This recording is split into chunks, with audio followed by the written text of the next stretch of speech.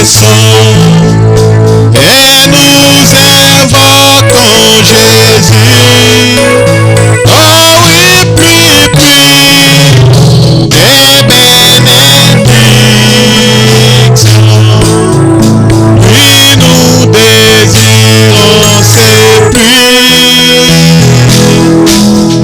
Et goût des casques autour de nous. Et nous réclamons le prix. Prions le Seigneur. Dieu Tout-Puissant, Père Céleste, nous te disons merci pour tout ce que tu as fait pour nous. Nous te bénissons ce soir d'être puissant de nous avoir rassemblés dans ces lieux et dans cette réunion spéciale que nous sommes venus pour te parler. Sois avec nous de Tout-Puissant. Pendant que nous nous attendons à toi, Père Céleste, nous brisons nos cœurs de Tout-Puissant, oh Père Céleste, vers toi. Nous nous inclinons vers toi de Tout-Puissant et nous sommes venus avec toute humilité du cœur. Ta parole nous dit que celui qui s'approche de Dieu, sache que Dieu existe. Oui, Père Céleste, ce soir, tu existes pour nous. Nous sommes venus pour te parler de Tout-Puissant. Nous t'invoquons, Père Céleste, ce soir pour que tu puisses régner parmi nous. Viens pour exaucer la prière de chacun de nous. Dans le nom béni puissant Seigneur Jésus, nous t'avons ainsi demandé et nous disons Amen. Que le Seigneur vous bénisse. Nous sommes venus dans notre programme habituel de la prière. Et comme vous le savez, et nous allons nous lever et lire juste une portion de l'Écriture. Je vais que nous lisions seulement le verset 15. Des Rois, chapitre 3, verset 15. Lisons juste un seul verset et moi-même je vais continuer après. La Bible dit: maintenant amenez-moi un joueur de harpe. Et comme le joueur de harpe jouait, la main de l'Éternel fit sur Élisée. Amen. Que le Seigneur bénisse la lecture de sa parole. Si vous pouvez vous asseoir. Nous sommes venus pour la prière. Cette portion de la prière, de la parole que je viens de lire, lorsque le prophète Branham avait lu cette portion, il avait prêché une prédication intitulée « Entrer dans l'esprit ». Alors ce soir, nous aussi, nous sommes venus pour entrer dans l'esprit. N'est-ce pas? Alors pendant que nous avons cette habitude de prier, la prière qui est, je peux dire, notre coutume, qui est l'habitude ou qui est quelque chose qui est comme mode de vie pour nous les chrétiens. Et nous devons prier, même si le temps est difficile, tu dois prier. Même si le temps est bon, il faut prier. Même si tu es dans la joie, il faut prier. Que tu sois dans la tristesse, il faut prier. Que tu sois, je ne sais pas, dans la dépression, tu dois prier. Et je lisais quelque part où le prophète Branham disait que Élie était sous la dépression. Lorsqu'il s'était retrouvé dans les Génets, quand il avait fui Jézabel. Et s'était retrouvé dans une forte dépression. Au point qu'il avait oublié qui il était. Imaginez Élie qui est monté à la montagne avec plus de 500 prophètes de Baal. Il les a défiés. Ils ont échoué leur défi. Élie les a coupés de leur tête. Les a tués tous. Après cela, Élie, on l'a dit maintenant qu'on va te tuer. Élie a fui. Il a eu la dépression. Au point même que Élie a pleuré. Quand Dieu est venu les chercher, Élie a dit non, on a tué tous les prophètes. Je suis resté moi seul. C'était la dépression qui le faisait dire ça. Frère Branham dit aussi que Jean-Baptiste s'était retrouvé dans une dépression aussi. Après avoir présenté Jésus-Christ comme l'agneau de Dieu qui ôte le péché du monde, Jean s'est retrouvé dans la prison. Là, dans la prison où il était, Jean a douté, a oublié même que c'est lui qui a présenté Jésus. Il a envoyé ses disciples, allez d'abord les poser les questions. si c'était vraiment lui, l'agneau de Dieu. Imaginez-vous ce que la dépression peut faire à quelqu'un. Alors ce soir, je ne sais pas si tu es dans une dépression. La dépression peut te pousser à oublier ce que tu es. La dépression peut te pousser à oublier même ton identité. Alors la prière peut changer toutes choses. Amen. Frère Branham dit que la prière change même les programmes de Dieu. Amen. La prière change les programmes de Dieu. Une fois, Dieu avait pris la décision pour le roi Ézéchias. La prière avait changé la décision de Dieu. Ta prière ce soir aussi peut changer une décision quelque part. Alors, le verset que nous avons lu, on rencontre l'histoire. Moi, j'aime beaucoup l'histoire. J'aime beaucoup remonter dans l'histoire pour nous donner un peu de la force. On raconte l'histoire du roi Jéroboam. Bon, 3 rois. On parle du roi Jéroboam qui était le roi d'Israël. On parle du roi Josaphat qui était le roi de Juda. Et on parle aussi d'un 3e roi d'Édom. On n'a pas cité son nom. Alors, qu'est-ce qui s'est passé? Jéroboam était le fils du roi Akab et de la femme Jézabel. Après la mort de son père, lui, il a succédé son père. Et le roi Moabite, lui qui payait chaque fois des tribus à son père, après la mort du roi Akab, il a dit non, je ne ferai plus ça. Il s'est levé pour attaquer le roi Jéroboam. Alors Jéroboam a sollicité de l'aide au roi Josaphat. Ils sont tous montés pour combattre le Moabite, ou le pays de Moab. Alors pendant qu'ils sont montés pour combattre le roi de Moab, si vous lisez depuis les premiers versets, ils sont montés là pour combattre le roi Moabite plutôt. Et quand ils sont partis, l'histoire me fait du bien. Il dit, quand ils sont tous montés là-bas, ils ont fait la marche de 7 jours. Ça, on raconte ça à partir de verset 9. Il dit, ils ont fait la marche de 7 jours. Ils étaient 3 rois. Pendant qu'ils marchaient, ils ont fait la marche de 7 jours. Ils se sont retrouvés au sommet de la montagne. Lorsqu'ils s'étaient retrouvés au sommet de la montagne, la Bible dit que tout ce qu'ils avaient, donc l'eau qu'ils avaient pris pour les accompagner pendant qu'ils partaient à la guerre, l'eau a pris fin. Ils n'avaient plus d'eau. Alors le roi Josaphat a dit au roi d'Israël, nous n'avons plus d'eau. Qu'est-ce qu'il faut faire? Nous devons consulter Dieu. Amen. Toi-même, tu te trouves aussi dans une situation peut-être pareille. Tu manques quelque chose, tu n'as pas de solution. Ils sont à la montagne. Nous n'avons pas d'eau. Mais nous devons quand même consulter Dieu. Alors le roi Josaphat a posé la question au roi Jéroboam, le roi d'Israël. N'y a-t-il pas, au verset 9, il dit, n'y a-t-il pas ici aucun prophète de l'Éternel par qui nous puissions consulter l'Éternel? C'est une question que quelqu'un peut se poser. Frère Branham me dit que regardez Élie. C'est là peut-être que nous allons tirer l'idée. Il dit, Élie était un prophète. Élie est le type de Jésus. Il dit que Élie, avant d'aller au ciel, ou avant d'être enlevé, il a pris la double portion de son esprit, il a mis ça sur Élisée. Et il est parti. Frère Branham dit que c'est le type aussi de Jésus. Jésus, avant d'aller au ciel, il a pris l'esprit qui était sur lui, il a mis ça sur l'église. Frère Branham dit quelque part que tout ce qui était en Dieu, Dieu avait déversé ça en Christ. Et tout ce qui était en Christ, Christ avait déversé ça dans son église.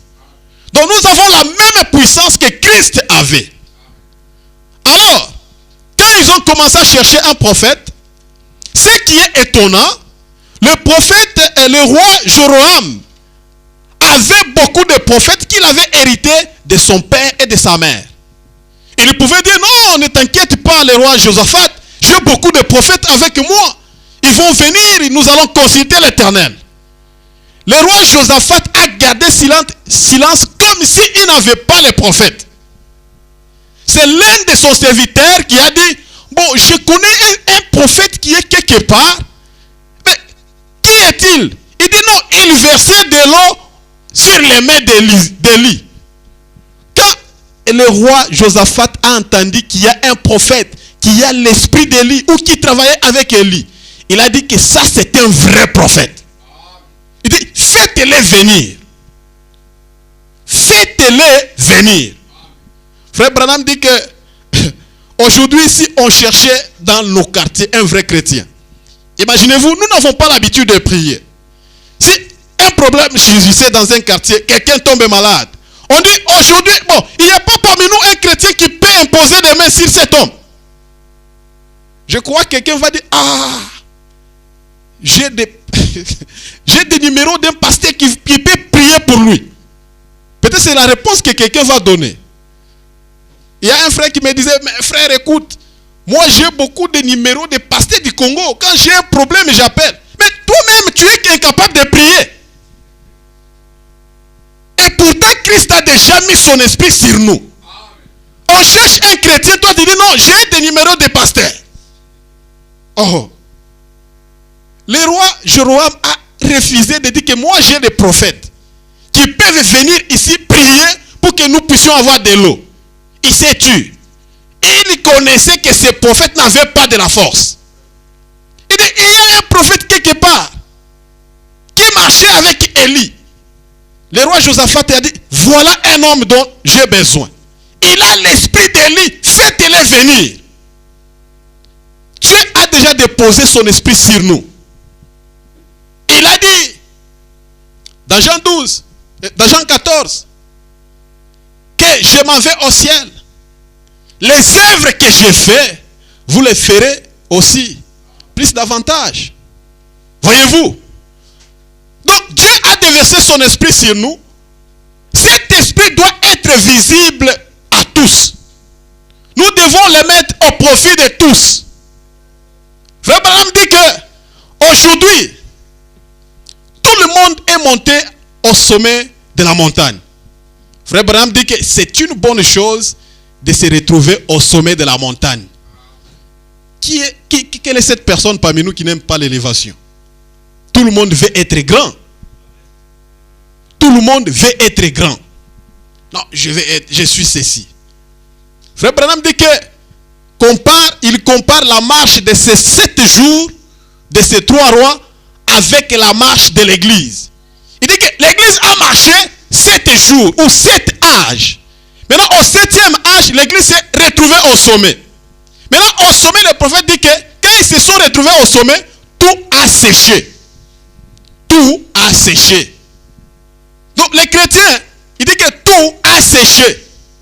Pourquoi? Parce que nous nous sommes retrouvés à la montagne, là où il n'y a pas de l'eau. Où les fruits ont séché.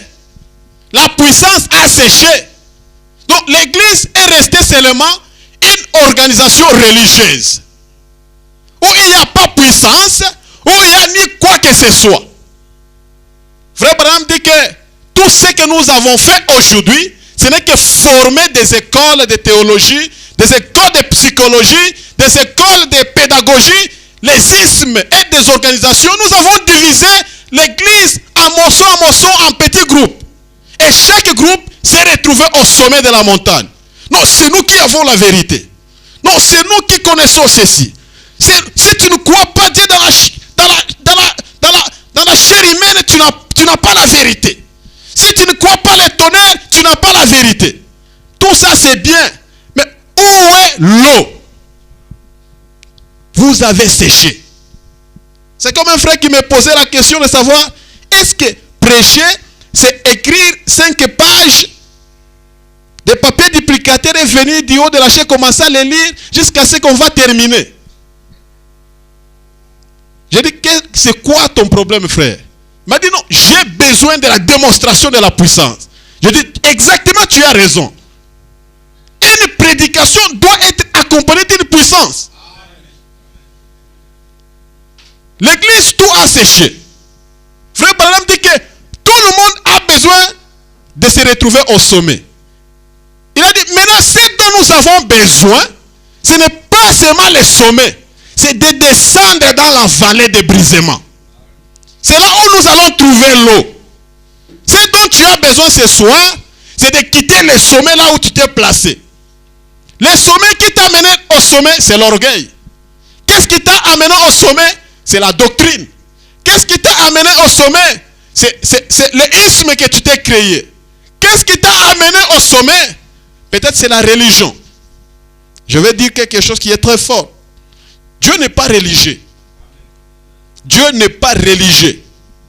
Les anges ne sont pas des religieux. Jésus-Christ n'est pas un religieux. Il n'est pas venu créer une religion. Il est là pour nous faire sortir et nous faire un royaume de sacrificateurs. Il nous a donné sa puissance. Mais nous avons séché cette puissance. Il dit que c'est bien de venir à l'église. C'est bien de s'habiller comme un religieux. Mais nous avons besoin de descendre. Alors, qu'est-ce que le roi a dit? Quand on a fait venir Élisée, au verset 12, Josaphat dit, la parole de l'Éternel est avec lui. Les rois d'Israël, Josaphat et les rois d'Édom descendirent auprès de lui. Ils sont partis voir Élisée plutôt. Élisée dit au roi d'Israël, quand Élisée les a vus, Élisée était même fâché. Quand il a vu Jéroboam, ah, toi Jéroboam, c'est toi qui viens me consulter. Pourquoi tu as laissé tous les prophètes de ton père et les prophètes de ta mère pour venir seulement me consulter, moi Élisée? Hein? Tu as oublié tous les prophètes de ton père. Qui était son père? Akab. Qui était sa mère? Jézabel. Ils avaient beaucoup de prophètes. Élisée a dit, pourquoi tu les as laissés? Tu es venu seulement me consulter, moi. Il dit, il a donné une réponse. Suivant cette réponse, Élisée dit, l'Éternel des armées dont je suis le serviteur est vivant. Si je n'avais pas égard à Josaphat, oh, si je n'avais pas égard à Josaphat, roi de Juda, je ne ferais aucune attention à toi et je ne te regarderai pas. Vous savez, l'égard c'est quoi? C'est le respect, la considération. Il dit, si je n'avais pas de considération au roi Josaphat, je n'allais même pas te regarder. Frère Branham dit qu'aujourd'hui, il dit, ni t'étais les élites qui sont à l'église, l'église serait déjà morte. Si aujourd'hui nous résistons encore, c'est encore de peu de gens qui mènent encore une bonne vie. Il dit, ni t'étais ça, il dit, Dieu a l'égard à ces gens-là. Ni t'étais ces gens-là, Dieu ne pouvait pas nous regarder. Et la Bible dit, Dieu n'écoute pas la prière d'un pécheur. Dieu n'écoute pas la prière d'un pécheur. Dieu n'écoute pas la prière d'un pécheur. Alors, Josaphat était un pécheur. Josaphat était un bon monsieur qui menait une bonne vie. Mais le roi Jéroboam ne menait pas une bonne vie. Élisée a dit, si je n'avais pas égard à celui qui mène une bonne vie, je n'allais pas vous aider. Nous devons mener une bonne vie. Si nous voulons que Dieu puisse nous aider, nous devons mener une bonne vie. Si nous voulons que Dieu puisse nous bénir, nous devons mener une bonne vie. Si nous voulons que Dieu puisse exaucer nos prières, nous devons mener une bonne vie. Élisée a dit, si je n'avais pas égard, si je n'avais égard à Josaphat, nous menons une vie en désordre. Est-ce que savez-vous que à cause d'une seule personne qui mène une mauvaise vie, Dieu peut nous résister à nos prières? À cause seulement d'une seule personne. On peut prier et prier et prier et prier. Si quelqu'un parmi nous mène une très mauvaise vie, Dieu ne peut pas nous exaucer. Alors, Il les a dit, amenez-moi un joueur de harpe. Amenez-moi un joueur de harpe.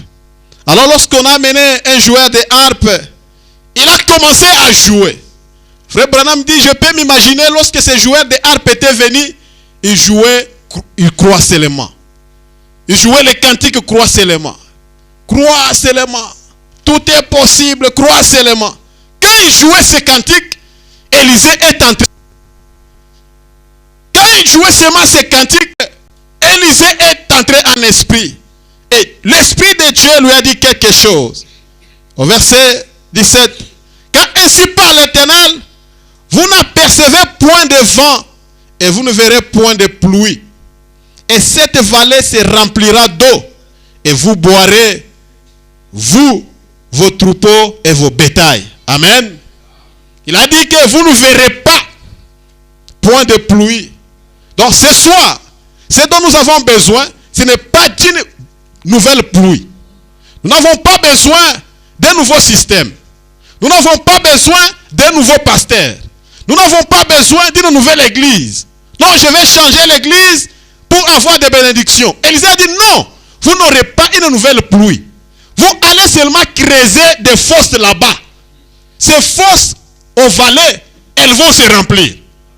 Frère Branham dit que Élisée les a demandé d'aller seulement déboucher les anciennes fosses. Les a demandé de déboucher les anciens canaux qui étaient bouchés. Allez seulement déboucher. L'Esprit de Dieu va se répandre sur vous. Ce dont nous avons besoin ce soir, c'est déboucher nos canaux qui sont bouchés. Nous avons besoin de déboucher l'incrédulité qui a bouché notre foi. Nous avons besoin de déboucher tout ce qui a bouché notre croyance, afin que l'Esprit de Dieu puisse jaillir parmi nous. Nous n'avons pas besoin de changer d'église. Nous n'avons pas besoin de changer un nouveau système. D'avoir un nouveau système, il nous faut seulement déboucher. Tu dois déboucher quelque chose qui ne va pas dans ta vie. Nous avons beaucoup et plusieurs fois accusé l'église. Tous les chrétiens aujourd'hui, ils accusent toujours les églises. Partout où je passe, j'ai vu un frère qui me disait, qui prie à Djobo, non, je ne pars pas. C'est quoi? Oh, c'est passé, il n'y a que lui qui est riche dans l'église, tout le monde souffre. Ah, est-ce que vous trouvez ça normal, frère? Je dis oui. Il y a quelque chose qui ne va pas. Comment il n'y a que lui qui évolue bien à l'église? Oh. Écoutez, le premier homme dans le monde ou dans la Bible à être béni par Dieu avait échoué. C'était Adam. Adam avait reçu la bénédiction de Dieu lui-même. Dieu lui a imposé la main. Soyez bénis, soyez féconds, multipliez-vous. Il lui a placé dans le jardin, mais Adam a échoué. Ce qui veut dire, même si Dieu lui-même venait te bénir, t'imposer la main, dit, frère, tu es béni, je t'ai béni, va. Si tu ne prends pas conscience de cette bénédiction, tu vas échouer. Tu vas lamentablement échouer. Tu vas dire, non, écoutez, Dieu ne m'avait pas imposé bien la main. Donc, ce soir, nous ne sommes pas venus accuser quelqu'un. Nous ne sommes pas venus pour s'attaquer nous ne sommes pas venus s'attaquer à une doctrine. Nous ne sommes pas venus.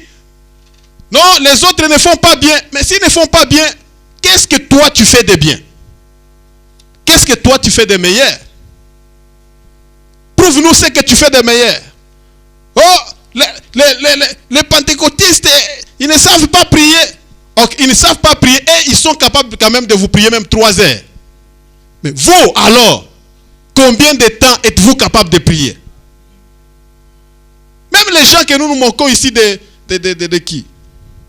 Des réveils de Kamouécha ou de arc-en-ciel. Ces gens-là, ils se consacrent qu'ils peuvent prendre 3 jours de jeûne et prière. Après, lorsque Dieu commence à aller par les gens là de arc-en-ciel, de Kamouécha. Oh, mais toi, tu as fait combien de jours? Combien de jours aussi tu as déjà fait ça? Donc nous ne sommes pas venus ici pour s'attaquer à une doctrine. Nous sommes venus pour déboucher quelque chose afin que l'Esprit de Dieu puisse jaillir parmi nous. Nous ne sommes pas venus chercher une nouvelle pluie. C'est ce que Frère Branham dit. Nous n'avons pas besoin d'une nouvelle pluie. Ce dont nous avons besoin, c'est déboucher seulement. Peut-être quelque part, il y a un événement qui t'a rendu incrédule. Tu as la dépression, ça t'a découragé. Tu as eu peut-être une maladie. Les déclarations du docteur qui t'ont découragé. Tu dois déboucher ça, afin que l'Esprit de Dieu puisse jaillir sur toi. Ce soir, nous ne sommes pas venus pour accuser quelqu'un. Nous sommes venus pour parler à notre Dieu. Nous sommes venus pour lui parler. Il dit, Frère Branham dit ceci, il nous donne un conseil. Il dit, ne commencez pas une nouvelle organisation. Une autre pluie ou quelque chose comme ça. Débouchez simplement les canons là où la première pluie peut couler. Il dit, il y a de l'eau. Christ est le même hier, aujourd'hui et éternellement. Il dit, nous avons beaucoup de prédicateurs.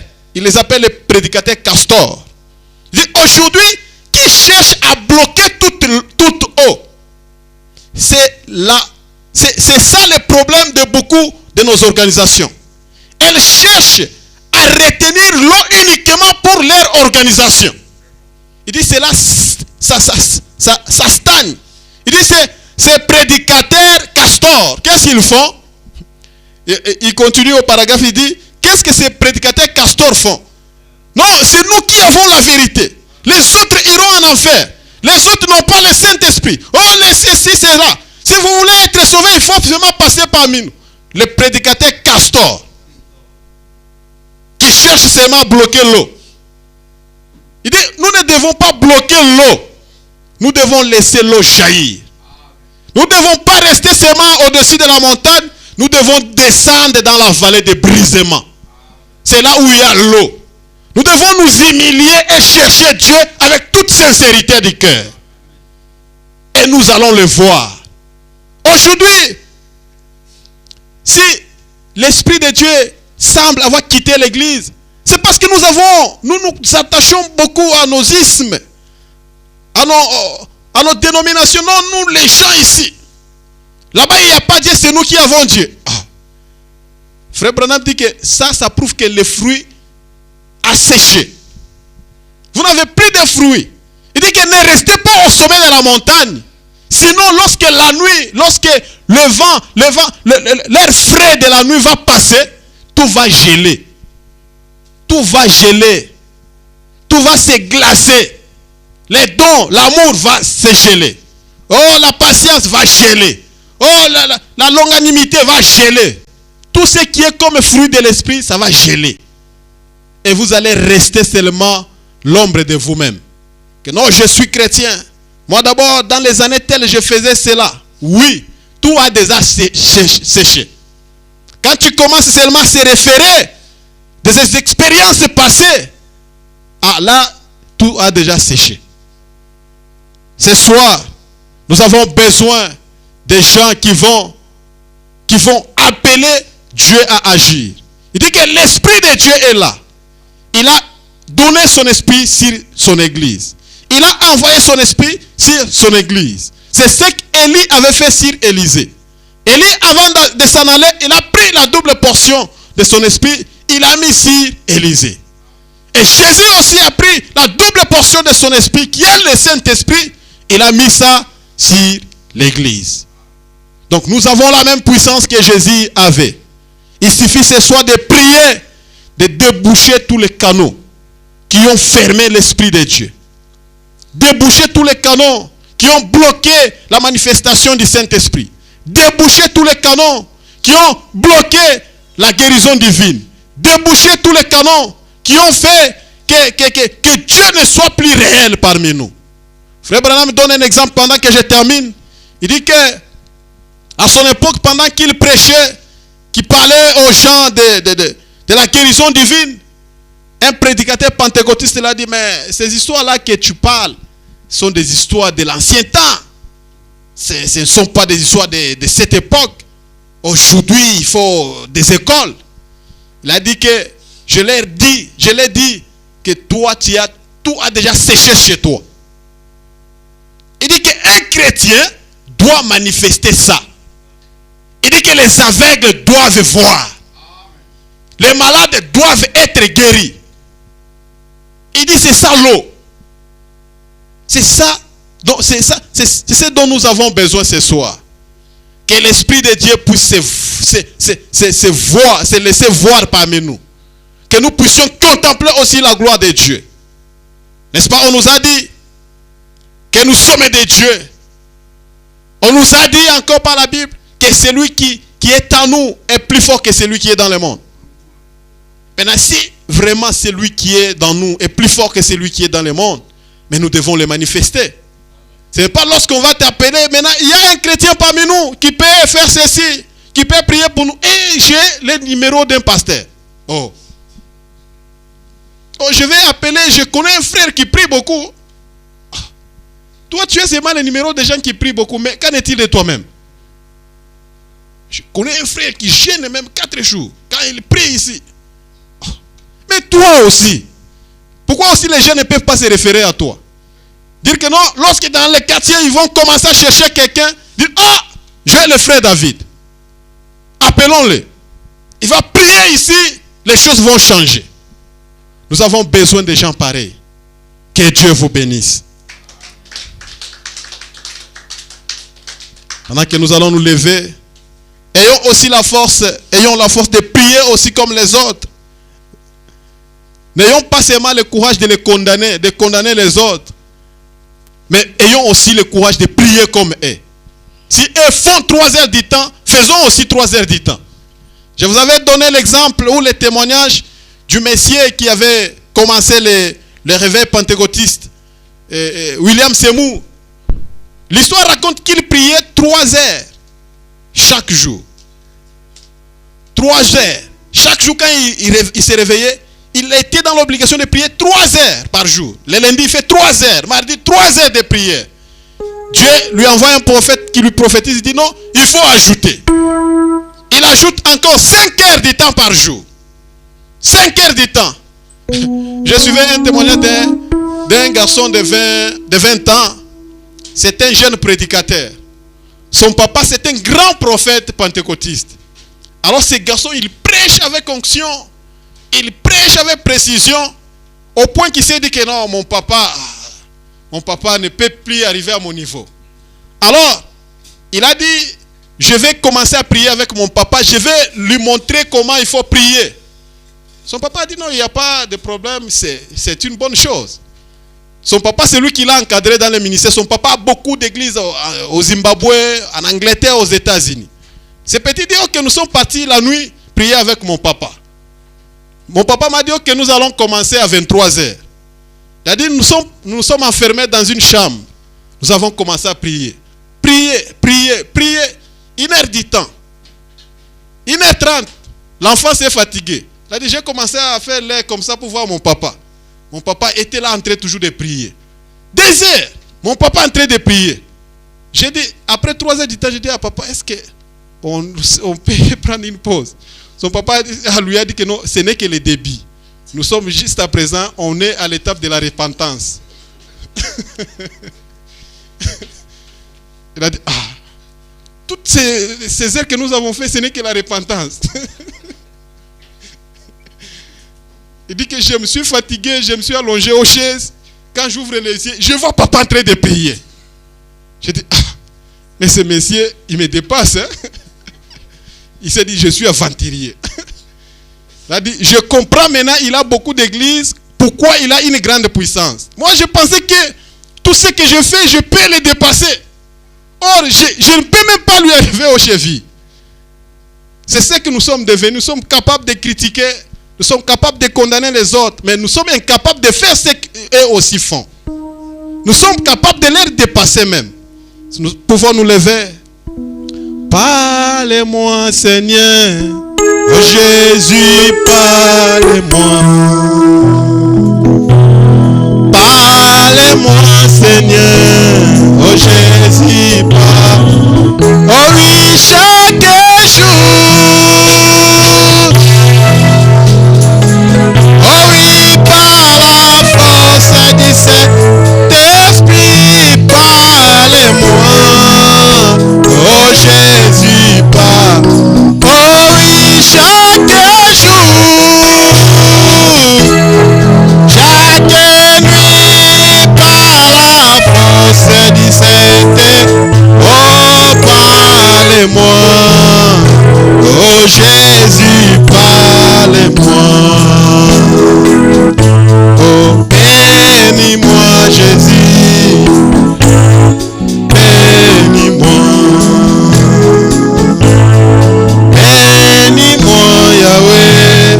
Jésus m'aime. Oh oui, chaque jour,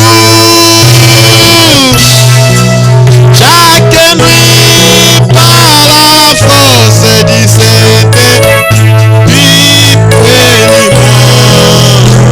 Oh Jésus m'aime. Oh oui, chaque jour,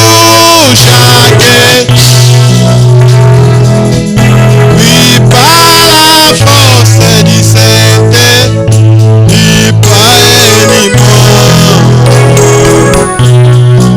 Si tu peux élever ta voix pour prier, que Dieu puisse t'écouter pendant que tu pries. Dieu est là pour toi. Ta prière peut changer le programme de Dieu. Ta prière peut résoudre une situation quelque part. Ne sous-estime pas ta prière de ce soir. Ne sous-estime pas ta prière de ce soir. Élève ta voix. Ne sous-estime pas ta prière. Ne sous-estime pas la puissance de la prière. Oui, mon frère, ma soeur. Prie avec foi. Prends cette occasion. Parle à ton Dieu. Il est là pour t'écouter. N'est-ce pas lui qui t'a dit, prie sans cesse. Oui, mon frère.